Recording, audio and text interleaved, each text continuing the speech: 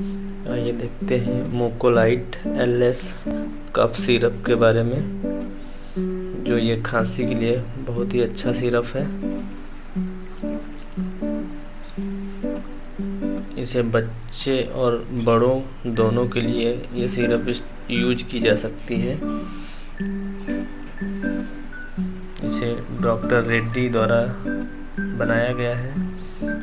ये 60 ml syrup है इसमें,